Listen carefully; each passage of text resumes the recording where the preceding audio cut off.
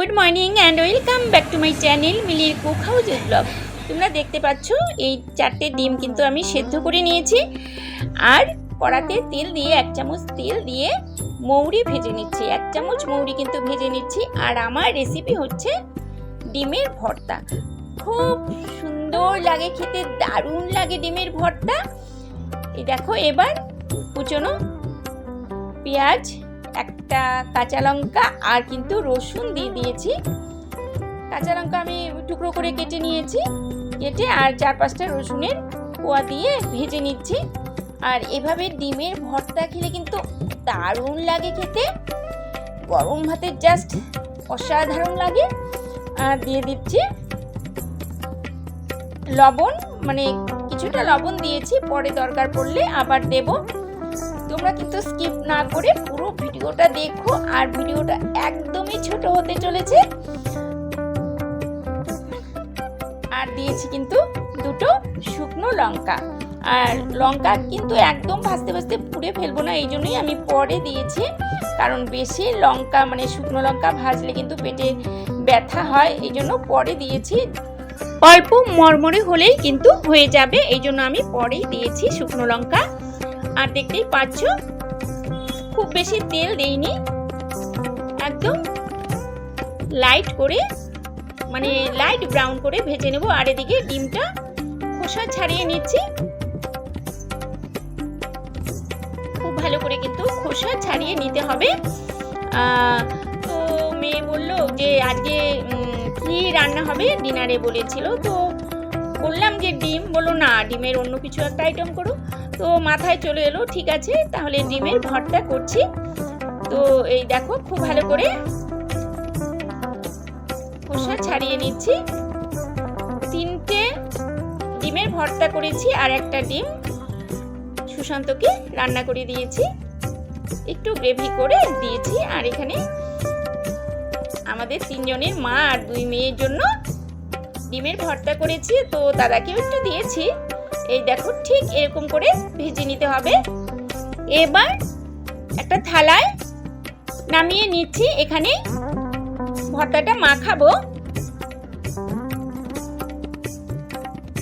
এবার অল্প করে লবণ দিচ্ছি, কারণ আগে পেঁয়াজ ভাজার সময় কিন্তু লবণ দিয়েছিলাম। এবার এই দেখো কাঁচা তেল লবণের উপরে দিয়ে দিলাম, দিয়ে এবার কাঁচা তেল আর নুনটা একসঙ্গে মাখিয়ে নিয়ে তারপর এই যে পেঁয়াজ, রসুন, লঙ্কা,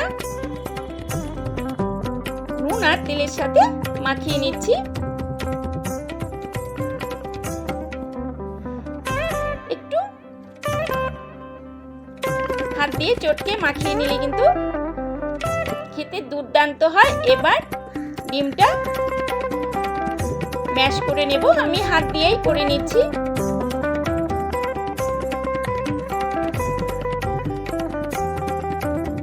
ম্যাশ করার যে আমার ম্যাশারটা আছে যে আমি ভুলেই গেছি, এজন্য হাত দিয়েই করে নিচ্ছি।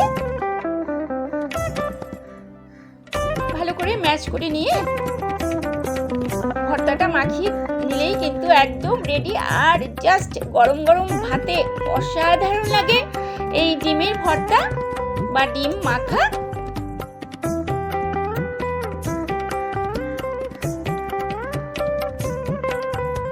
তোমরা কিন্তু বাড়িতে ঠিক এভাবে ট্রাই করো, ট্রাই করে আমার চ্যানেলের কমেন্ট বক্সে কমেন্ট করে জানাবে কেমন লাগলো এই ডিম ভর্তা।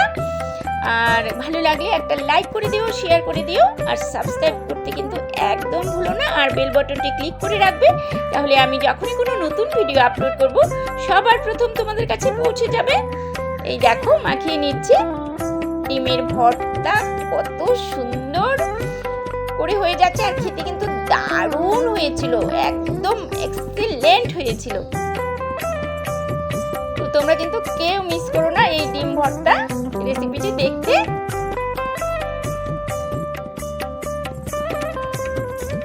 ডিম রান্না করার ঝামেলা ছাড়া একটু সেদ্ধ করে ভর্তা মাখিয়ে নিলে কিন্তু জবরদস্ত খাওয়া দাওয়া হয়ে যাচ্ছে। তাহলে আর দেরি কেন, তোমরাও ঠিক এভাবে বাড়িতে ডিম ভর্তা বানিয়ে খেতেই পারো, ভালো লাগবে। আমি আরেকটা প্লেটে একটু নামিয়ে দেখাচ্ছি। তো আমার তো খুব ভালো লেগেছে, বাড়িতেও সবাই খুব পছন্দ করেছে। তোমাদের কাছে কেমন লাগলো তোমরা কিন্তু অতি অবশ্যই জানাবে। এই দেখো তাহলে কত চটজলদি হয়ে গেল ডিমের ভর্তা বা ডিম মাখা। তাহলে আজকে এই পর্যন্তই। তোমরা কিন্তু অবশ্যই জানাবে কেমন লাগলো, আমি তোমাদের কমেন্টের অপেক্ষায় থাকবো। তাহলে আজকে এই পর্যন্তই, সবাই খুব ভালো থেকো, টাটা বাই বাই।